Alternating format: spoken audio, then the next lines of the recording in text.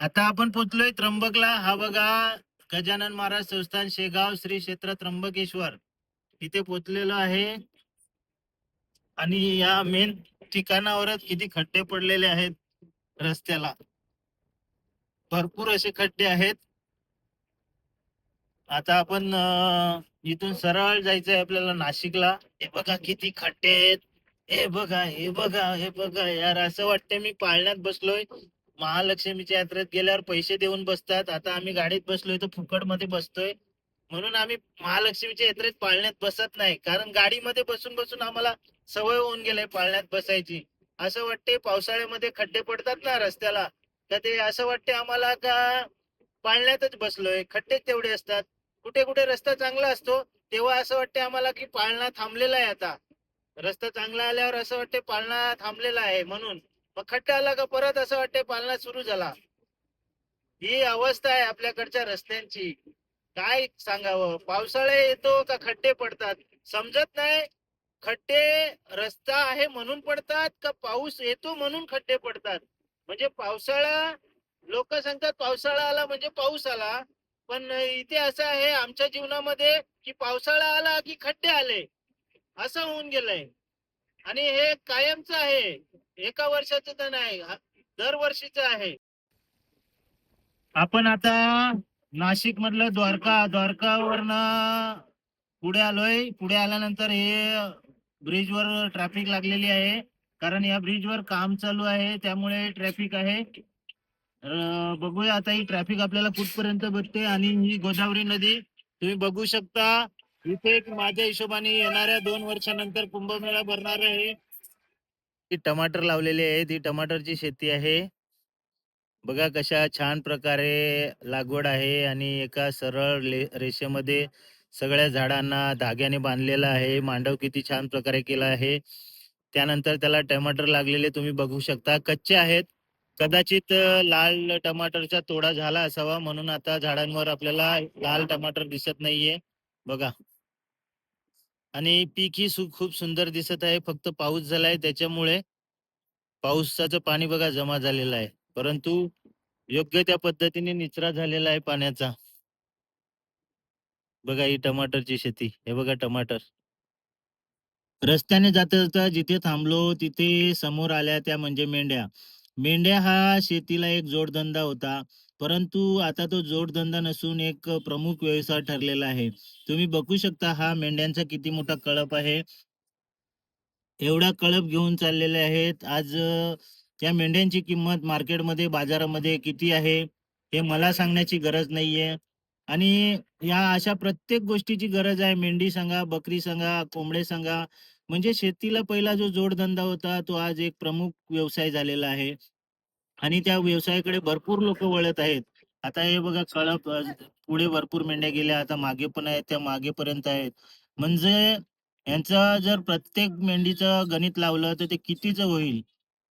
परंतु असा हा प्रमुख व्यवसाय करण्यासाठीही माणसामध्ये जिद्द हवी लागते, आणि माणसाचं हृदय तेवढं मोठं लागतं. कारण हे असं नाहीये की होणारच केलं, कारण कधी काही पण होते. कारण यांना पाण्यापासून जास्त भीती राहते. पाऊस जास्त असला, ऊन जास्त असलं तरी यांना तुम्हाला चारायला न्यायचंच आहे. हिवाळा जास्त असला तरी पण, म्हणजे यांची काळजी जी घ्यायची आहे ती घ्यायची आहे. हे कुठल्या प्रकारचं तुमच्याशी संवाद करू नाही शकत. त्यामुळे तुम्हालाच यांची प्रत्यक्षात काळजी घ्यायची आहे, आणि यांचं संगोपन करायचं आहे, आणि त्या संगोपनातून होणाऱ्या वाढीतून तुम्हाला उत्पन्नाचा भाग करायचा आहे, आणि त्या उत्पन्नातून तुम्हाला हा व्यवसाय वाढवत जायचा आहे. बघू शकता त्याच्यात बकऱ्याही आहेत. असा हा शेतीला जोडधंदा असणारा व्यवसाय आज काही काळाने एक प्रमुख व्यवसाय ठरलेला आहे, आणि लोकांचं ते आकर्षणही ठरत आहे.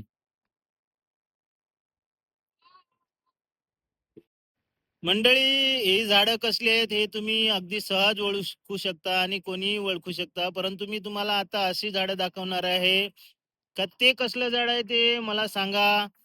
तुम्ही ही झाडं कसली आहेत ते सांगू शकता का? हे बघा केवढा मोठा मांडव आहे हा. सुकलेली झाडं आहे ती. तुम्हाला व्हिडिओमध्ये दिसत असेल, एवढा मोठा मांडव आहे बघा. ही कसली झाडं आहेत? आंब्याची झाडं तुम्हाला दाखवली व्हिडिओमध्ये, तुम्ही अगदी लगेच सांगणार की ही आंब्याची झाडं आहेत. परंतु ही कसली झाडं आहेत हे लगेच सांगा तुम्ही आम्हाला. बघू सांगता येते का तुम्हाला? सुकलेली सुकलेली झाडं दिसतात. सगळ्यांच्या परिचयाची अशी ही झाडं आहेत. आम्ही आलोय खास दसऱ्यासाठी झेंडूची फुलं घ्यायला. आणि तुम्ही बघू शकता त्या साईडला आहेत पिवळी फुलं, मध्ये लाल फुलं, इकडे पिवळी फुलं. अशी शेती केली जाते. आणि हे समोर पास्तळ नाक्यावरचे आपले सालुंके भाऊ कधी जेवून हजेरी लावली होती त्यांनी इथे सकाळी 7 वाजता फुलं घेण्यासाठी. हे बघा झेंडूचं फुल तुम्हाला जवळून दाखवतो. हे बघा इकडेही पाऊस झालेला आहे, त्याच्यामुळे फुलांमध्ये पाणी किती आहे बघा. हे हे पिवळं फुल बघा घेऊन येतोय आम्ही तुमच्या सेवेसाठी खास दसऱ्याला. आणि तुम्ही अवश्य भेट द्या आम्हाला. हा बघा हा चिखलाचा रस्ता कसा झालाय. या चिखलाच्या रस्त्यानेच आम्ही चाललोय. पुढे आहेत सालुंके भाऊ, मागे आहेत साबळे भाऊ. आणि तुम्हाला अजून एक वेगळ्या प्रकारची शेती आता मी दाखवणार आहे. त्या शेतामध्ये पोचल्यावर व्हिडिओ बघत राहा. हे बघा पाणी साचलंय इकडे. मागच्या वर्षी आम्ही इथे आलो होतो तेव्हा एवढा पाऊस नव्हता. यावर्षी इथे खूप पाऊस झालाय. आपल्याकडे पाऊस होता खूप. त्या हिशोबाने अंदाज घेतला तर इकडे पाऊस आहे. पण या भागात या पावसालाही खूप पाऊस म्हणता येईल, कारण एवढा पाऊस इथे पण होत नाहीये. आणि ही बघा ही शेवग्याची शेती. शेवगा जो म्हटलं जातं खूप चांगली भाजी असते. हे बघा हे सगळीकडे शेवगा लावलेला आहे. किती वावर आहे, किती शेत मोठं आहे बघा. आपण आपल्याकडे शेत म्हणतो, इकडे वावर म्हणतात. या पूर्ण वावरामध्ये शेवग्याची शेती केलेली आहे. अजून लहान आहे. शेवग्याची झाडं लहान आहेत. शेवगा लागलेला नाहीये. परंतु बघा एका योग्य पद्धतीने, योग्य नियोजनाने केलेली शेती. कसं सरळ रेषेमध्ये शेवगा लावलेला आहे. ही लाईन झाली, ही एक लाईन झाली, त्याच्या पुढच्या लाईन. असं पूर्ण शेतामध्ये अशीच लाईनशीर लावलेली आहे ही शेती.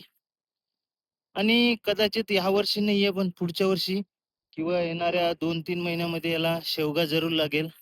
त्याच्यातनं उत्पन्नाचा भाग सुरू होईल. हे बघा ज्यांच्याकडे आम्ही फुलं घ्यायला आलो ते शेतकरी बघा. शेतकरी तुम्हाला जेव्हा समोर दिसतो तो वेगळ्या पद्धतीने, आणि शेतात जेव्हा असतो तेव्हा शेतकऱ्याची हालत बघा. नुसतं शेताच्या बांधावर राहून शेताची बडबड करून नाही लागत. आणि हे शेतकरी बघा किती आरडून राहिले. ज्या शेतकरी आहेत त्यांच्यापेक्षाही जास्त हे आरडून राहिले. तर ते लाडक्या बहिणीला देण्यासाठी लाडक्या भावाकडनंच घेत आहेत. तुम्हाला नाही लक्षात येत. हा तुम्ही विस्की पिता ना, किती दाम वाढले, त्याच्यातनच पैसे लाडके भाऊ घेतात आणि लाडक्या बहिणीला देतात. एक लक्षात ठेवा. ते आलेलो आहेत. लाल फुलं आपली तोडून झालेली आहेत आणि पिवळी फुलं तोडायचं चालू आहे. हे बघा माणसं आहेत. ही माणसं पिवळी फुलं तोडतायत आता. लाल फुलं तोडून आणि ट्रॅक्टरने घरापर्यंत पोहोचवलेली आहेत. त्यानंतर आपल्याला ती कॅरेटमध्ये भरून न्यायची आहेत. आणि लाल फुलांचं ते बघा तिकडे कमी दिसतायत जी फुलं, ती तोडून झालेली आहेत. हे बघा तिथपर्यंत आहेत लाल फुलं. अशी जी पिवळी फुलं ही आपल्या तिथपर्यंत जायचंय तोडत तोडत, एवढी तोडायची आहेत. आणि त्यासाठी किती माणसं लावलेली आहेत तुम्ही बघा. ही सगळी माणसं.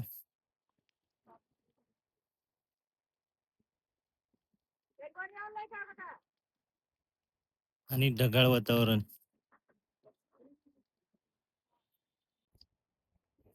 आता अगदी जवळून तुम्हाला मी दाखवतोय बघा, ही पिवळी फुलं आहेत.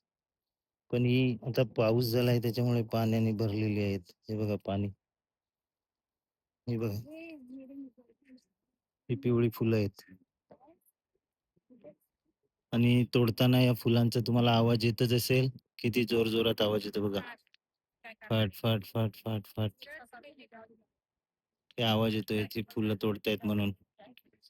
आणि हे बघा हे लाल फुलांची ह्या लाईनी आहेत. ते लाल फुलं तोडून झालेले आहेत. ते तिकडे जे दिसतायत, त्या त्या लाईनी तोडून झालेल्या आहेत तिथपर्यंत. त्यामुळे लाल फुलं आपली तोडून झालेली आहेत आणि पिवळी फुलं आपली तोडायची बाकी राहिलेली आहेत आणि तीही तोडून होतील. फक्त इंद्रदेवाने आपल्यावर मेहरबानी केली पाहिजे का तो आला नाही पाहिजे पाऊस. पाऊस आल्यानंतर फुलं ओली होतात आणि नुकसान होण्याचं जास्त शक्यता असते. त्यामुळे भीती तीच आहे की पाऊस नसावा. नेमका सकाळपासून पाऊस चालू होता. आता थांबलेला आहे. त्यामुळे फुलामध्ये पाणी भरलेलं आहे.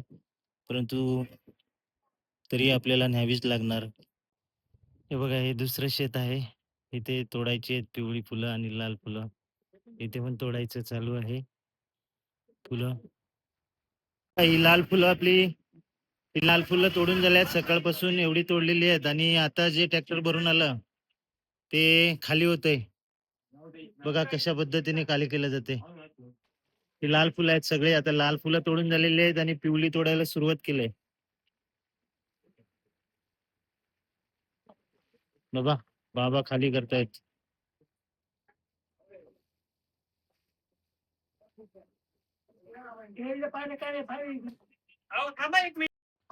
हे बघा शेतामध्ये आम्ही जाऊन आल्यानंतर या आजी आहेत. या आजीने आपल्यासाठी चहा बनवलेला आहे आणि हा चहा या आजी बघा पाणी चहाची सोय त्यांनी केली. आपण शेतामध्ये जाऊन आल्यावर लगेचच आणि आजी बघा तुम्ही या आजी सुद्धा आता पण काम करतायत.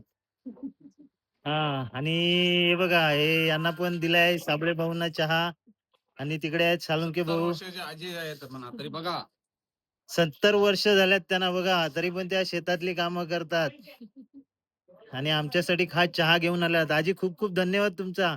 आम्हाला तुम्ही चहा दिलात.